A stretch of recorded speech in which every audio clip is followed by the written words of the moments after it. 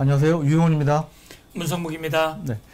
그저께로 예정됐던 미북 고위급 회담이 전격 연기돼서 미북 비핵화 협상이 이제 난관에 빠진 모양새입니다. 그리고 미국 중간 선거에서는 미 하원 다수당을 민주당이 차지해서 트럼프의 일방적인 대북 협상 추진에 제동이 걸릴 전망인데요. 오늘도 미국과 북한은 첨예한 신경전을 벌이고 있는 그런 상황이 전개되고 있습니다. 그리고 남북 관계에 있어서도 청와대는 연내 김정은의 서울 방문을 성사시켜서 돌파구를 열어보려는 듯한 그러한 모습이지만 철도도로 협력 등이 대북 제재 문제로 인해서 제동이 걸린 이러한 상황이고요. 특히 최근에 북한의 리송권이 그 평양 정상회담 때 우리 재계 총수들에게 냉면이 목구멍으로 넘어가십니까? 라는 이 유명한 말로 이 상당히 부정적인 여론이 강해져서 이 남북 교류 협력에도 좀 여러 가지 장애가 생기는 이러한 상황인데요. 그래서 오늘 유용원의 밀담 시간에는 현역 시절의 남북 군사 실무회담 수석대표 그리고 국방부 군비통제 차장 등으로 오랫동안 약 20년 동안 이 남북 군사회담이라든지 대북 군사 문제를 담당하셨던 문성묵 한국국가전략연구원 통일전략센터장님을 모시고 북한의 이성권이 어떤 사람인지와 또 김영철도 또 여러 번 접해보셨던 거 알고 있어요. 네. 그래서 김영철에 대한 분석 그리고 북한 비핵화 13 전망 등에 대해서 자세히 말씀을 나눠보도록 하겠습니다. 우리 문 센터장님은 예비역 준장이시기도 한데요. 그 북한 군사 문제를 얼마나 담당하셨죠?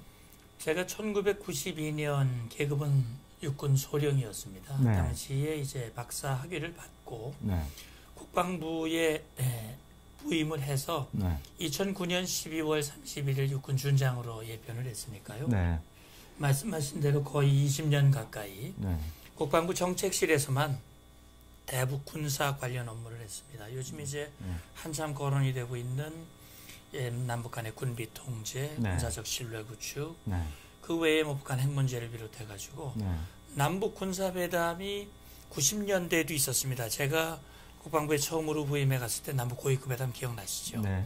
서울과 평양을 오가면서 남북 총리들이 서울에서 한 번, 평양에서 한 번, 그 8번 회담을 했고 그때 남북 기본 합의서, 분야별 부속 합의서, 분야별 공동위원회 이런 것들을 합의했는데 이제 그 회담 때부터 시작해서 2000년대에 이어졌던 남북 국방장관회담, 군사실무회담, 또 장성급 군사회담 이런 일련의 업무들을 쭉 해왔었지요. 네.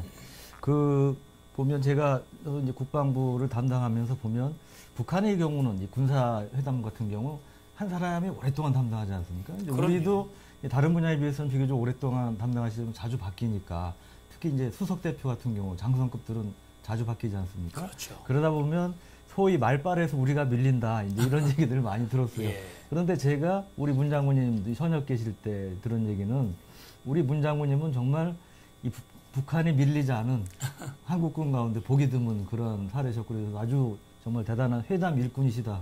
이런 얘기를 제가 들었었습니다.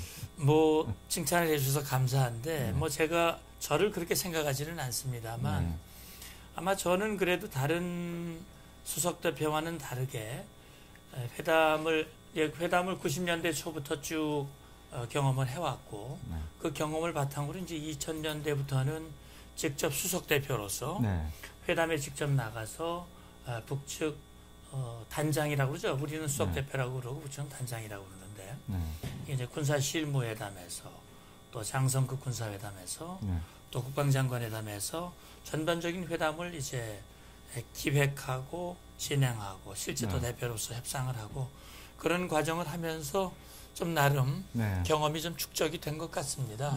그러니까 그러다 보니까 예를 들어서 김영철 지금 북한의 통일전선부장 또 대남 담당 부위원장을 맡고 있는 김영철 같은 경우도 회담을 같이 많이 했는데 물론 그때는 저는 장성급 군사회담의 차석 대표였고 김영철은 북측 단장 역할을 했지만 회담을 하면서 저를 조금 어려워했다고 할까? 뭐 껄끄러워했던 그런 기억이 좀 나는 것 같습니다. 우선 이제 오늘 첫 주제인 이선권 아마 국내에서 거의 연예인 수준으로 아마 요즘에 얼굴도 알려주고 뜨지 않았을까 싶어요. 우선 이선권 사진 한번 좀 볼 수 있을까요? 얼굴 뭐 많은 분들한테 이미 이제 그 친숙한, 좋은 의미에서 친숙한이 아니고 그럼요. 나쁜 의미에서 아주 알려져 친숙하진 있는. 알려져 있는 네. 이런 얼굴이 됐는데 그 군사 실무회담에서 이선권을 처음 만나신 게 언제쯤이죠? 이 사람이 그럼 우리 얘기하면 중자 정도 될 때 처음 만나셨나요? 네, 이제 북한군 계급을 보면 우리는 영관급을 소령, 중령, 대령 이렇게 하는데 북한군은 영관급을 소좌, 중좌, 상좌, 대좌 네 개 단으로 되어 있습니다. 제 기억으로는 리선권 같은 경우는 아마 중좌, 우리는 말하는 소령에서 중령 사이 그 정도 계급을 달고 처음에 군사회담에 얼굴을 내비친 것 같아요. 저는 수석대표를 하고 있었으니까 리선권을 그렇게 눈여겨보지 않았는데 굉장히 진급이 빨랐어요. 중좌에서 상좌를 다는 게 굉장히 빨랐고 그러다가 이제 뭐 우리로 말하면 수행원, 북한에서는 수원이라고 그러는데 우리는 지원요원, 북한은 보장성원 그런 형태로 나왔다가 대표로 들어오고 굉장히 진급의 속도가 빨랐습니다. 제가 기억하기로는 2000년대 한 초중반 정도에 만나기 시작해서 한 4, 5년 정도 이렇게 가까이에서 본 것 같습니다. 근데 최근에 이제 저희가 접하는 이선권의 인상은 우선 말이 톤도 세고 좀 다혈질이고 이런 인상을 봤는데 그때 그 회담 때도 그런 모습이었나요? 그렇죠. 물론 회담은 수석대표, 우리 측 수석대표와 북측 단장 사이에 주로 대화를 하기 때문에 리선권과 직접 마주 앉아가지고 많은 얘기를 나눌 기회는 없었지만 그러나 이따금씩 만나서 리선권과 대화를 하는 경우가 있긴 있었습니다. 그때 보면 비록 계급은 낮았지만 상당히 투박하고 아마 사진을 보시면 느끼겠습니다만 아주 목이 두텁고 그러면서 목소리도 투박하거든요. 그러니까 직선적이고 말씀하신 대로 좀 다혈질이고 또 상대방에 대해서 어떨 때는 상당히 면박을 주는 듯한 그런 발언을 그때도 했던 기억이 나요. 그러니까 저는 지난 금년 1월 달이었죠. 김정은 위원장이 육성으로 신년사를 발표하고 2018년을 남북관계 사변적 발전의 해로 만들자라고 하고 우리 측이 북측에 고위급 회담을 제의했을 때 북측이 아무런 조건 없이 회담을 수용을 했습니다.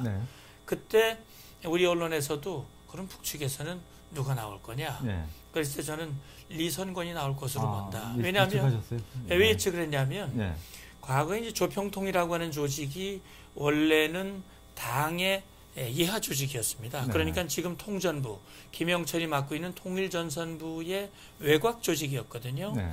그러니까 사실 우리 정부에 있는 통일부와 상대할 수 있는 조직이 북한에 없었습니다.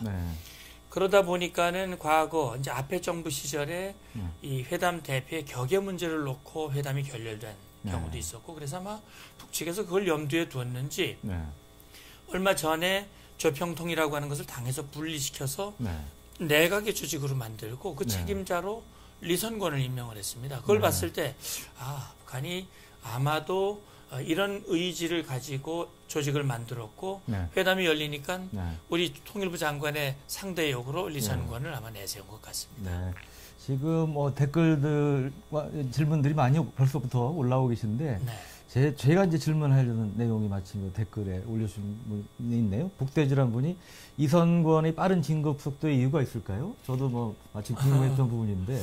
사실 우리가 북측 대표를 대할 때 가장 애로사항이 뭐냐면 북측 대표의 배경, 다시 말하면 그가 어느 출신이고 어디에 소속이고 그걸 알기가 어렵다는 겁니다. 그 인적 정보가 매우 제한이 되기 때문에 다만 그의 표정이나 그의 태도나 여러 가지 정황을 놓고 이제 미루어 짐작을 하는데 제가 유심히 본 것은 리선권이 계급이 낮았지만 윗사람들을 어려워하지 않았고 거침없는 발언을 했고 그 다음에 진급의 속도가 굉장히 빨랐고 그런 걸로 봤을 때 리선권은 틀림없이 가정의 배경, 다시 말하면 소위 혈통이 좋거나 집안이 좋거나 아니면은 뭔가 누군가가 뒤에서 리선권을 봐주면서 밀어주는 사람이 혹시 있지 않을까 네. 그런 생각을 하는데 제가 처음 볼 때가 중자였는데 지금 벌써 네. 통일부 장관의 카운터파트가 돼 있는 상황으로 봤을 때 그 과정들이 그걸 미루어 짐작했을 때 제가 드리는 말씀이 이제 나름대로 추정해 보는 겁니다. 소장까지 진급을 했었나요? 계급이 어디까지 그럼요. 올라갔었죠? 중좌에서 시작을 해서 상좌, 그다음에 대좌, 선배들을 모두 제치고 실무회담의 수석대표, 북측으로 말하면 단장이 되더니 얼마 안 있어서 우리로 말하면 장군, 북한에서는 장령이라고 그러는데 장령급 계급인 소장으로 승진했거든요. 그리고 얼마 안 있다가 지금 조평통 위원장이 된 겁니다. 장관급이 된 거고요. 그럼요. 근데 보면은 이제 김영철하고 같이 회담에 나온 적이 많지 않습니까? 그러면 많이 나왔었죠. 그러면 김영철이 좀 끌어주고 뭐 그랬을 가능성은 없을까요? 그럴 가능성을 배제할 수는 없습니다. 어차피 북한 내부에서도 그 무언가 연줄이라고 하는 것이 있다고 저도 들었는데 아마 김영철이 리선관을 눈여겨봤고 리선관을 다른 여러 동료들, 리선관보다 선배들을 제치고 리선관을 끌어당겨서 말하자면 리선관이 조평동 위원장이 되기 전에 소장, 계급장, 장령 계급장을 달고 있을 때 2014년이죠. 2014년에 판문점 평화의 집에서 고위급 군사회담이 있었습니다. 그때 김영철이 대장 계급장을 달고 나왔는데 리선관은 사복을 입고 김영철과 함께 판문점에 나와서 우리 측 당시 정책실장 류재승 정책실장과 마주 앉아서 회담을 했던 기억이 있거든요. 그런 걸로 봤을 때 김영철의 입김이 작용했을 가능성도 배제할 수는 없겠죠. 근데 일각에서 이제 이번에 이성권이 발언이 이제 우리 기선제압용으로 그 상부하고 협의하고 나온 거 아니냐. 그러니까 어떠한 뭐 즉흥적인 그런 것이 아니고 그런 뭐 계획된 뭐가 있는 것이 아니냐. 이런 시각도 있는데 어떻게 보시는지요? 우선 저는 그렇게 봅니다. 물론 북한 대표들이 뭐 북한 사람이 대체로 말이 투박하고 직선적이고 거침이 없다라는 얘기들이 있기는 하지만 역시 북한 사람도 같은 사람이기 때문에 성격에 따라 다를 수는 있겠습니다만 북한 체제 특성상 대표라고 해서 자기의 생각을 여과 없이 말하기는 어렵다고 봅니다. 그러니까 리선관이 우리 재계 대표들에게 그런 말을 했고 그 말이 지금 굉장히 문제가 되고 있잖아요. 그런 말을 했다는 것이 개인의 생각이라기보다는 이미 이런 회담을 할 때 사전에 미리 다 회의를 하고 전략을 짜고 발언의 내용, 방향 이런 시나리오라든지 이런 걸 짜가지고 나오는 북한의 일반적인 관행으로 봤을 때 이 리선관의 발언이 개인의 즉흥적인 발언이라고 이해하기는 조금 어려운 측면이 있다. 왜냐하면 이 발언은 리선관이 그동안 일관되게 우리 통일부 장관을 향해서도 거침없이 좀 모욕적인 발언을 그동안 해왔고 우리 언론을 향해서도 거침없이 했거든요.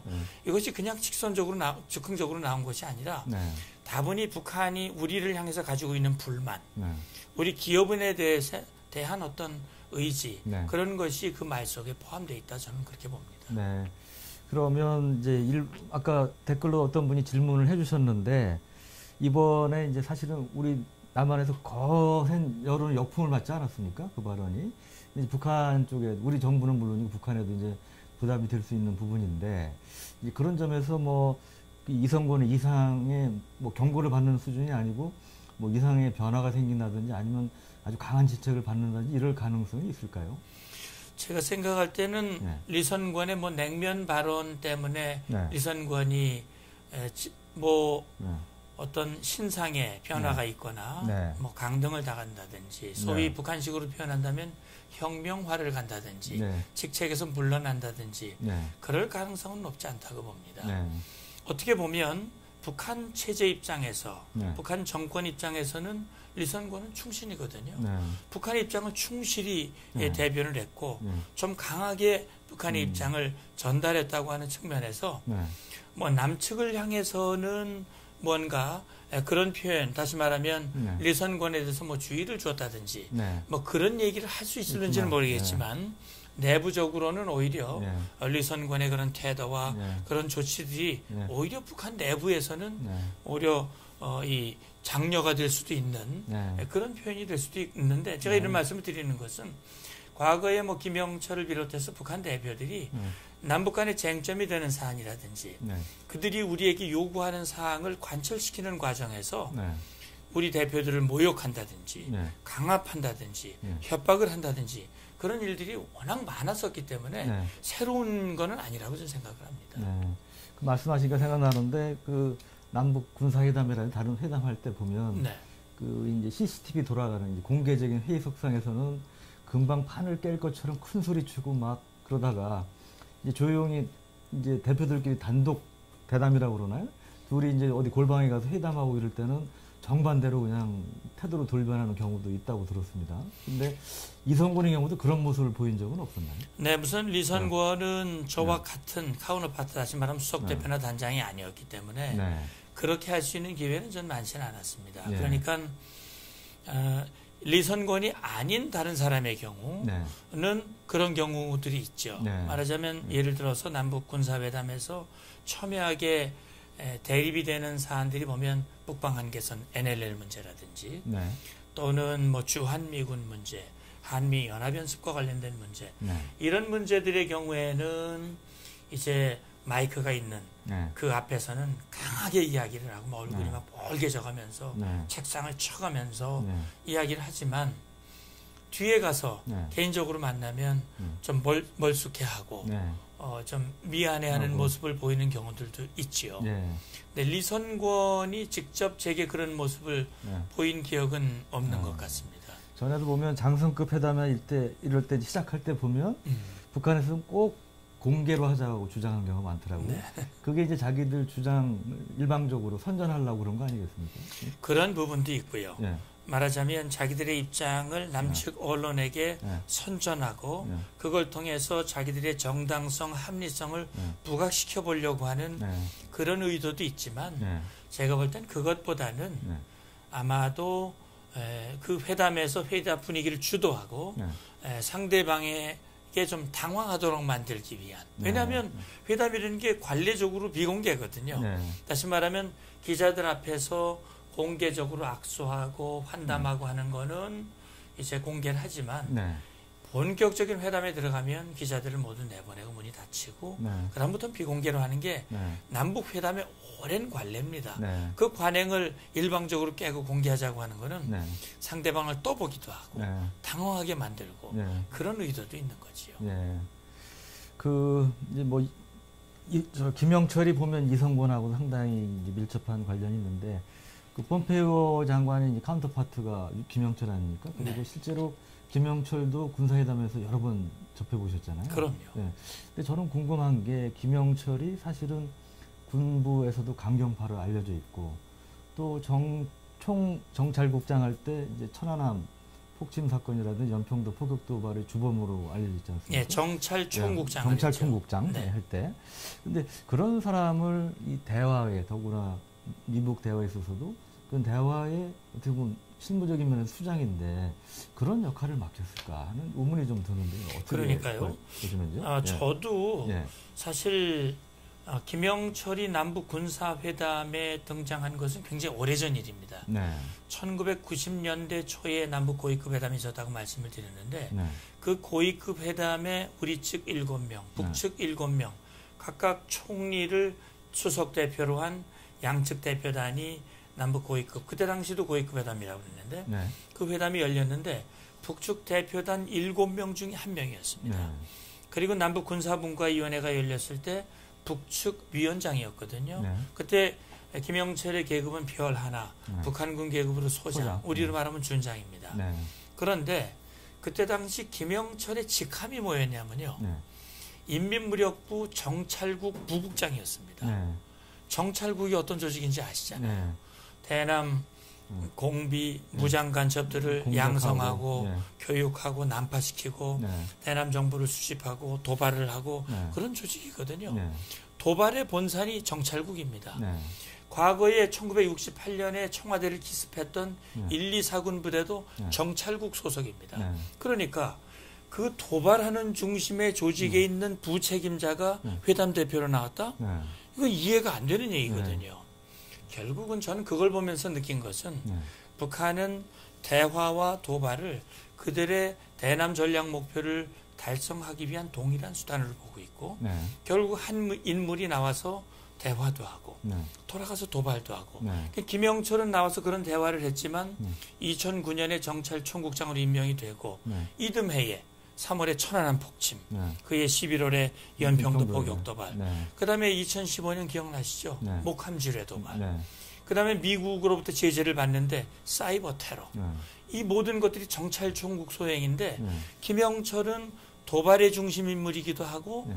대화의 중심 인물이기도 하고 네. 그래서 우리가 북한의 대남 전략을 네. 화, 전, 양면 전략, 네. 양면 전술이라고 부르는 이유가 바로 네. 저는 거기에 있다고 봅니다. 네. 그렇게 뭐 그걸 좀 확대해서 보면 북한의 지금 비핵화 협상이라든지 이런 것들도 진정성을 의심해 볼 만한 대목이 많다. 그러기 때문에 네. 우리 국민들의 대다수가 네.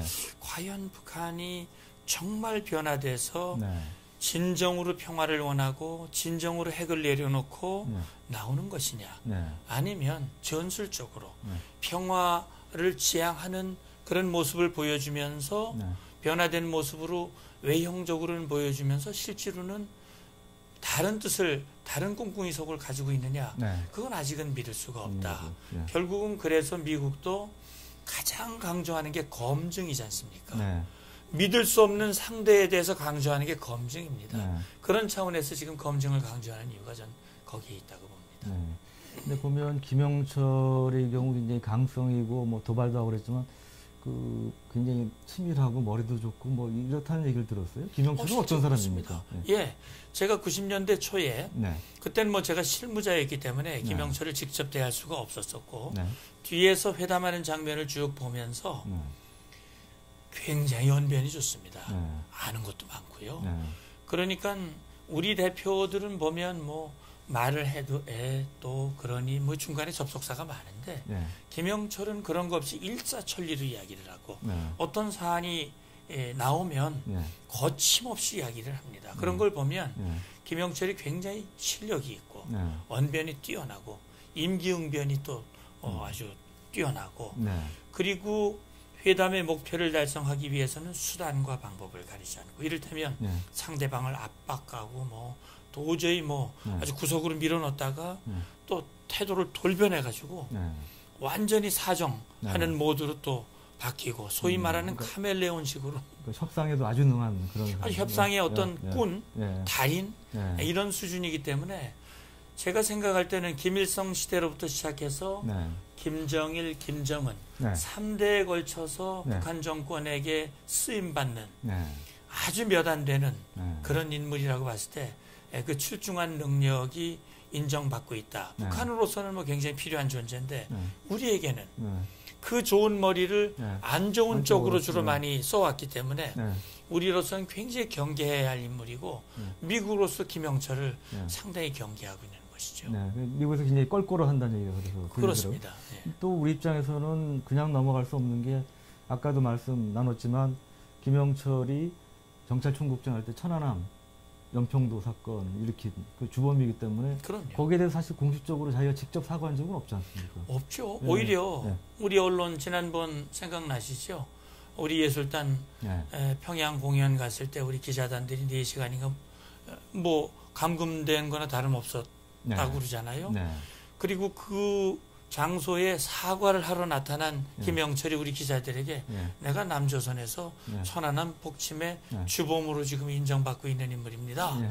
이렇게 이게 이건 뭐 뭐, 농담 뭐 우리 흔히 얘기하는 야지 비슷한 거 아니에요? 그럼요. 네. 그거는 있을 네. 수가 없는 얘기죠. 그러니까 그걸 뭐 사과라고 볼 수는 없는 그럼요. 거고요. 그러니까 네. 결국은 김영철 네. 사실 우리 이 방송을 보시는 분들께 좀 참고적으로 말씀을 드리면 북한이 정찰총국을 언제 만들었냐면 2009년에 만들었습니다. 네.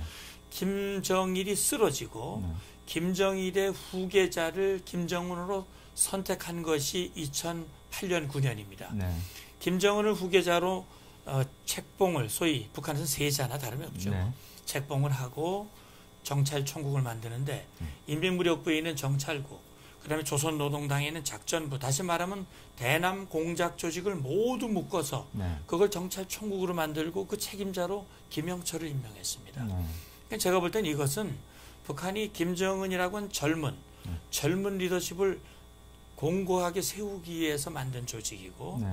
김영철은 그 목적의 일환으로 천안함 폭침을 일으켰다. 네. 천안함 폭침과 연평 포격 도발 이후 북한 내부에서는 이건 위대하신 청년 대장 동지의 군사 리더십이다. 네. 라고 내부적으로 선전하고 업적으로 있는 선전하고 업적으로 네. 선전하고. 그러니까 김정은의 군사 리더십을 선전하기 위한 그런 도구로 북한이 사용을 했는데 네. 그 중심에 김영철이 있었다. 네. 이건 뭐 정찰총국이 도발에 책임을 진 중심 조직이고 네. 사실 천안함을 폭침한 연합급 잠수정이 네. 정찰총국이 운영하는 잠수정이었다. 네. 그건 변함없는 사실이기 때문에 네. 그런 점에서 김영철이 그 책임을 벗어날 수는 없는 것이죠. 네. 지금 이제 관심사가 이 미북 고위급 회담이 사실상 무기 연기된 상태 아닙니까? 근데 이제 이에 대해서 미 정부에서는 이게 깨진 게 아니고 날짜를 다시 잡고 있다. 네. 뭐 이제 그런 얘기를 하고 그랬는데 트럼프 대통령도 이제 대화 쪽에 일단은 뭐 무게를 두는 얘기를 하고 있어요. 근데 이제 어제 기자회견에서 뭐라고 그러냐면 서두를 필요 없다는 얘기를 무려 7번이나 했다고 그러지 않습니까? 맞습니다. 예, 그리고 이제 그런 점에서 또 이제 CNN은 오늘 나온 보도를 보면 북한이 이제 미국이 제재 완화를 조금이라도 해주길 바랐는데 미동도 안 하고 또 추가적인 제재 조치를 하고 있잖아요. 그럼요. 그러니까 무지하게 화가 나 있다. 이런 보도도 나왔는데 네. 이런 상황이면 사실 이 비핵화 협상을 낙관적으로 보기 어려운 거 아닙니까? 사실 비핵화 협상 저는 네. 지난 6월 12일 트럼프 대통령과 김정은 네. 위원장이 싱가포르에서 만났을 때 상당한 기대감이 있었습니다. 네. 왜냐하면 트럼프 자신이 그렇게 얘기를 했어요. 네. 이제 빨리 만나고 싶고 네. 만나기만 하면 핵 문제는 이제 해결된다. 네. 수십 년 동안 해결 못한 걸 나는 해결할 수 있다. 봐라. 네. 그렇게 얘기를 했는데 막상 6.12 성명 내용 나온 걸 보니까 네. 너무나 형식적이고 네. 뭐 실제 북한의 비핵화가 언제 이루어질는지 네. 로드맵도 없고 방법도 없고 그래서 후속 협상에서 뭔가 나올 걸로 기대했지만 6월부터 지금 5개월이 지나도록 네. 아직 거의 한 발짝도 진전이 안 되는 그런 상황입니다. 그러니까 이번에 지난 8일이죠. 미국 현지 시간으로 8일 예정됐던 북미 고위급 협상이 북한의 요구로 이제 조정됐다. 네. 미 국무부에서는 물론 신중한 발언을 하고 있습니다만 네. 우리 강경화 장관도 미 측으로부터 북한이 연기를 요청해 왔다라는 얘기가 있었고 네. 미국 언론은 북한이 그런 요청을 했는데 왜 그랬겠느냐. 네. 결국 회담이 열리더라도 북한이 얻고 싶은 소위 말하는 대북 제재 완화는 얻기가 어렵다고 하는 판단으로 네. 좀 뒤로 미뤄서 네. 해야 되겠다라는 생각이고 네. 사실 지금 미국과 북한 사이는 첨예한 입장 차이가 있습니다. 네. 북한은 자기들은 비핵화와 관련해서 할 만큼 했다. 네. 핵실험도 안 하고 미사일 네. 발사도 안 하고 풍계리 핵실험장도 폐기했고 미사일 발사장도 해체했고 미군 위에도 돌려줬고 정말 자기들은 할 바를 다 하는데 네. 미국이 상응 조치를 안 하고 있다. 네. 그러니 미국이 제대로 좀 해야 된다. 제재 완화를 좀 해라. 네. 라고 하는 것이고 미국은 무슨 소리냐. 당신들 북한이 하는 것은 비핵화의 본질이 아니다. 네. 비핵화의 본질은 신고, 사찰 검증 그리고 폐기. 네. 그렇게 돼야 한다. 근데 신고 안 하고 있지 않냐. 이렇게 지금 나와 있고 폼페이오 장관이 북한이 그런 요구를 했을 때 폼페이오 장관은 북한이 비핵화와 관련된 가시적 조치, 소위 말하는 미국에게는 FFVD죠. 네. 최종적이고 완전하게 검증된 비핵화 이전에는 제재 완화 없다. 네. 그러니까 김정은이 얼마 전에 원산 갈마지구에 가서 네. 미국을 향해서 그냥 불만을 네. 쏟아냈지 않습니까? 네. 뭐 우리 흔히 유행하는 말로 왕짜증을 냈더라고요. 그럼요. 예. 구짜증을 낸 거죠. 예. 그리고 외무성을 통해서는 이제 미국이 계속 그런 식으로 나오면 제재와 대화는 병립될 수 없기 때문에 우리는 과거의 병진 노선으로 돌아갈 수 있다라고 미국을 압박하고 있지만 미국은 꿈쩍 안 하고 있거든요. 네. 그러니까 지금으로서는 꼭 얽매인 이런 그 교착 상태에 빠진 북미 간의 핵 협상을 풀 수 있는 장본인은 김정은입니다. 김정은 스스로가 비핵화하는 척만 하는 것이 아니라 제대로 해야 그래야 그들이 원하는 제재 완화라든지 종전선언이라든지 북미 관계 개선이라든지 얻을 수 있는 거죠. 네. 아까도 이제 어떤 분께서 댓글로 질문을 해주셨는데 김정은이 원산 가서 짜증내고 이런 얘기도 했는데 네. 여러 가지 형태로 이제 그런 제재 완화가 이루어지지 않고 있는데 불만이 표출되고 있습니다. 네. 근데 미국은 말씀하셨다시피 미동도 안 하고 있고 또 북한의 요구를 수용할 가능성은 지금 매우 낮은 거 아니겠습니까? 그럼요. 그러면 북한 입장에서 안 되겠다. 뭐 판을 깨지는 않을 정도, 판을 깨지는 않겠지만 이에 대한 어떤 강한 불만을 표출하는 돌발 행동을 할 가능성은 없을까요? 물론 가능성은 전 있다고 봅니다. 네. 물론 그 시기가 언제냐, 네. 또 방법이 언제냐 하는 것인데 김정은으로서도 지금 굉장히 고민이 많을 거예요. 네. 작년 1월 이후에 핵실험도 안 하고 나름대로 이런 협상 국면으로 전환을 해서 네. 자기들 식으로 북한식으로 해석한다면 뭔가 성의를 보이면 네. 미국의 양보를 얻어낼 수 있겠지. 네. 또 남측과 관계를 좀 어떻게 맺으면 네. 뭔가 제재가 완화되고 틈새가 벌어질 수 있겠지라는 네. 기대를 했지만 기대만큼 지금 안 되고 되죠. 있거든요. 네. 남북 그러니까 관계가 안 되죠. 그러면 남북 관계도 안 네. 되는 거죠. 그러니까 과거와 같이 네. 좀 슬쩍 뭐 하는 척하고 하면 국제사회로부터 뭐 지원도 받고 그랬는데 네. 이젠 우리 대한민국도 그렇고 국제사회 특히 미국이 북한에 너무 많이 속았고 네. 북한의 과거 행태를 너무나 잘 알기 때문에 네. 그런 방법은 이젠 네. 안 통하는 거거든요. 네. 그렇다면 북한이 정말 금년 1월 1일 이전의 상태, 네. 소위 말하는 미사일 발사도 하고 네. 또 핵실험도 하고 도발도 하고 하는 네. 그런 상황으로 돌아갈 것인가? 네. 이제 그렇게 간다면 김정은으로서도 정말 각오를 해야 되겠지요. 네. 그러니까 지금의 제재만으로도 김정은이 북한 정권이 느끼는 경제적 압박이 적지 않은 거거든요. 네. 그러니까 지금 한국은행 통계는 2017년 북한의 경제 성장률이 마이너스 3. 네. 그다음에 그 추세가 계속됐다면 금년의 경우에는 마이너스 6, 네. 6%.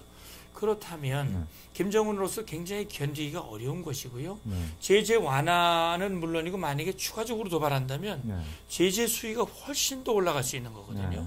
그러면 또 견디기가 어렵습니다. 네. 그리고 어떻게 보면 김정은이 협상을 함으로써 트럼프 대통령을 만났다는 거 네. 이거 사실 북한의 위상이 많이 달라진 거거든요. 네. 좋아진 것이고 네. 이런 상황에서 다시 원래로 돌아간다면 이제는 회복하기 어려운 상황으로 돌아갈 가능성도 네. 있다. 네. 그런 점에서 김정은도 협상의 판을 깨고자 하는 생각은 없을 거예요. 네. 그렇기 때문에 미국도 협상을 유지하는 쪽을 선택하고 있고 네. 또 북한도 그렇기 때문에 지금 청와대에서 뭐 이번에 협상이 연기되긴 했지만 협상의 동력은 이어가고 있기 때문에 네. 우리가 좀 지켜볼 필요가 있다 그러는데 네. 어쨌든 좀 더 지켜볼 필요는 있을 것 같습니다. 네. 그러니까 외국 언론에도 이제 그런 표현이 나왔던데 김정은이나 트럼프나 이 호랑이 등을 탔다. 그러니까 내려오기는 진도가 너무 나갔다. 이제 그런 네. 얘기도 일부 뭐 하는 걸 봤습니다만 그럼에도 불구하고 또 하나 이제 변수가 아까 말씀드린 미국 중간 선거 결과가 네. 미 하원을 이제 민주당이 다수당을 차지했어요. 그래서 트럼프 대통령은 일단 지금 상황에서 자기가 그동안 해놓은 말과 이런 게 있기 때문에 대북 비핵화 협상이 실패했다고 인정을 당분간 못할 거 아닙니까? 그럼요. 그러니까 어떻게든 밀고 나가야 되는 상황인데 그럼요. 민주당 쪽에서 제동을 걸 가능성이 있다는 말이죠. 그렇게 되면 북한 입장에서 불만이 더 쌓일 가능성도 많고 그래서 저는 아마도 이 일종의 이런 교착 상태가 계속할 수는 없는 것이고 양쪽이 북한이나 미국이나 일종의 임계점에 다다를 상황이 몇 달 내로 올 수도 있지 않을까 하는 그런 생각이 드는데 어떻게 보세요? 그렇죠. 예를 들면은 이제 하나의 시나리오입니다만 네. 지금 비핵화 협상을 촉진하기 위해서 연초했던 키리졸브 포릭을 네. 한미연합연습을 네. 유예했단 말이죠. 네. 8월에 금년에 예정됐던 UFG 연습도 유예를 했는데 지금 비핵화 협상이 좀 지지부진하고 네. 얼마 전에 우리가 K맵 대대급 해병 훈련은 다시 재개를 했습니다. 네. 북한이 불만을 또 지금 쏟아내고 하고 있죠. 있죠. 네. 그런데 만약에 지금 한미 간에는 전자권 전환을 위한 준비 작업을 하고 있고 네. 내년부터는 초기 단계의 검증, 1단계 네. 검증을 하기로 돼 있고요. 네. 이런 상황에서 만약에 한미가 비핵화 협상이 지지부진하면 네. 또 하나의 압박 수단으로 네. 한미 연합 연습을 재개한다든지 네. 이렇게 한다면 북한이 강력하게 반발하면서 네. 무언가의 뭐 협상판을 완전히 깨는 건 아니겠지만 뭐 중단거리 미사일을 쏜다든지. 예, 말씀 무슨 네. 충격적인 요법, 네.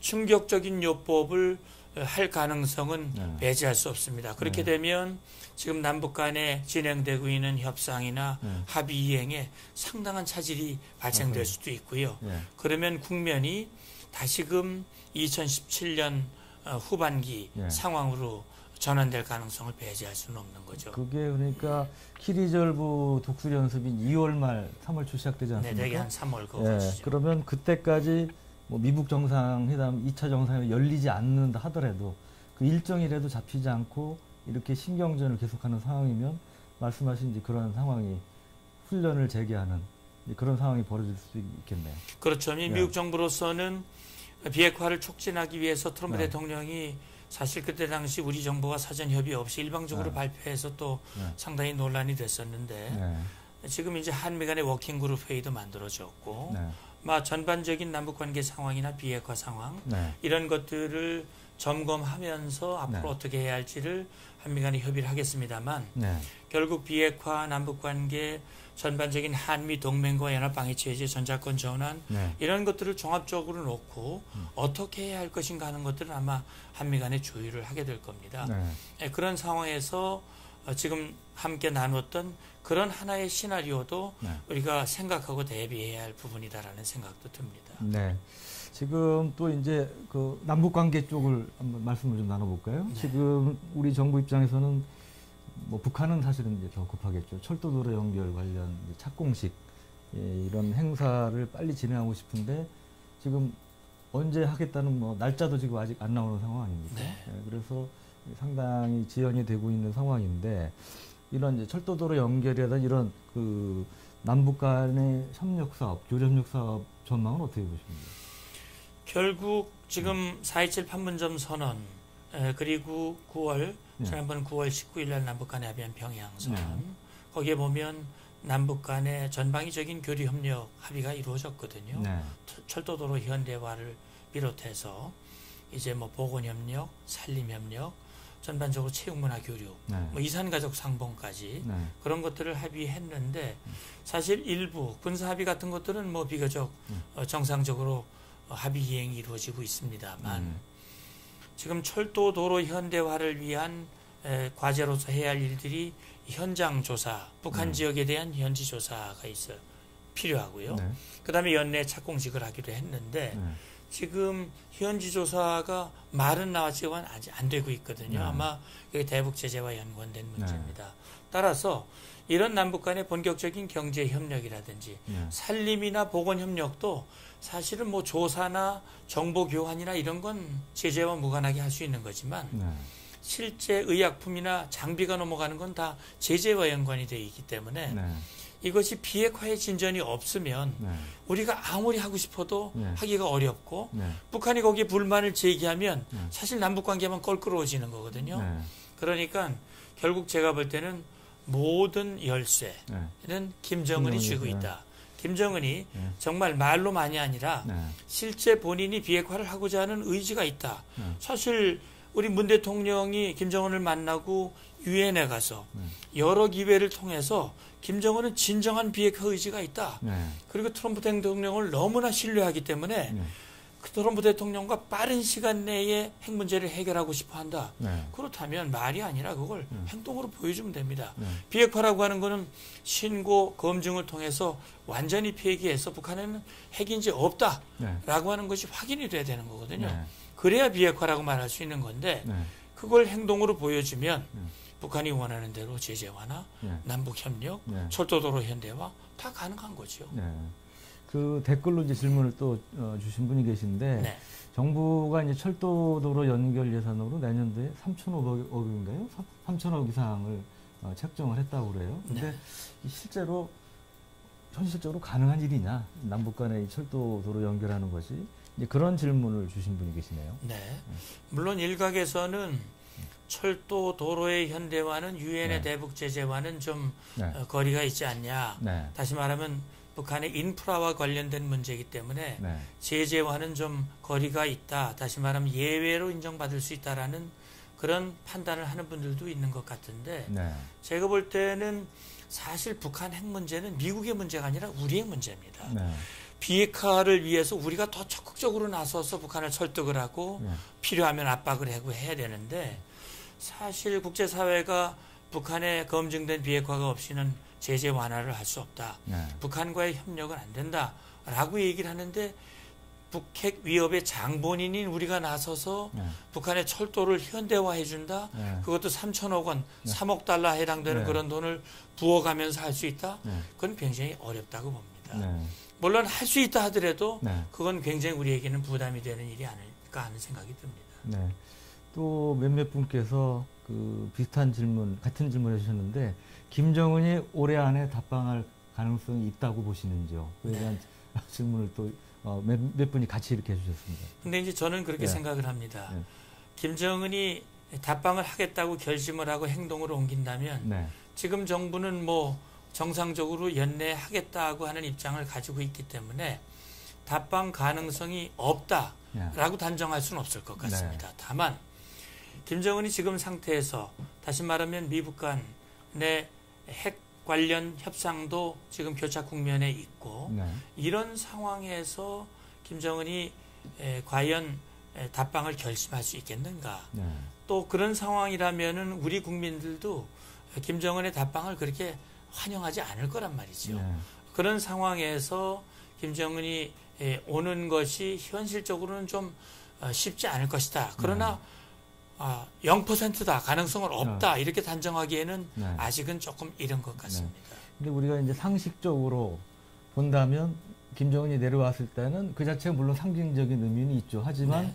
김정은 입장에서도 뭔가 성과가 있어야 될 거 아닙니까? 그럼요. 그러면 결국은 그게 이제 경제협력, 우리가 이제 여러 가지 면에서 지원하는 걸 텐데, 지금 대북 제재 문제 때문에 이렇게 다 차단이 돼 있는 상황에서 현실적으로 거기에 북한이 원하는 만큼 시원한 선물을 주기 어려운 거 아닙니까?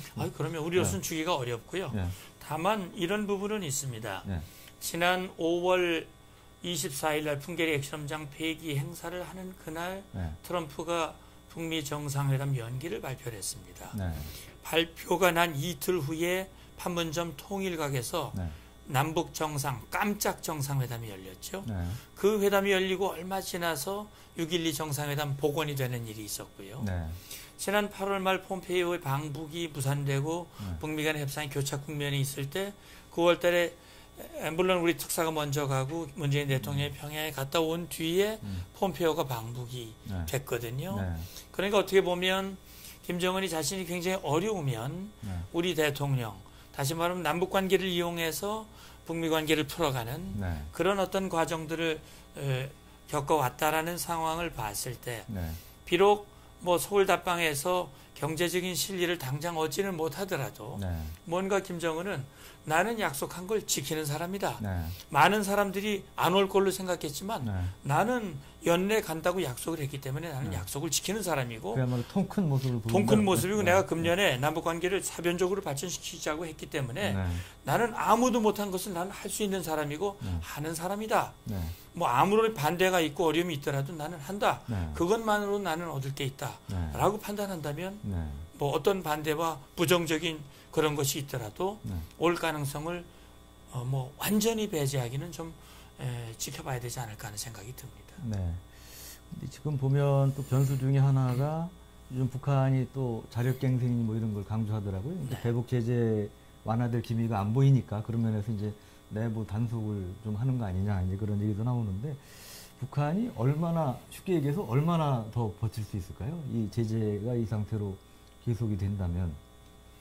근데 사실은요. 네. 북한이 굉장히 내구성이 있는 걸로 저는 알고 있습니다. 네. 그러니까 이미 1990년대에 고난의 행군이라고 하는 거를 겪었고 네.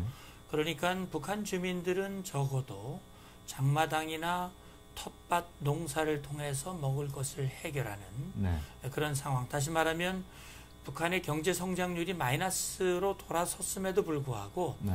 제가 이러저런 통로를 통해서 얻는 그런 얘기들은 네. 오히려 북한 주민들의 삶은 나아지고 있는 것이 아니냐라는 네. 얘기들을 듣고 있거든요. 평양뿐 아니고 다른 지역. 예, 다른 지역에서도. 네. 그래서 일부 뭐 어려움을 겪는 그런 주민들도 있기는 있지만 네.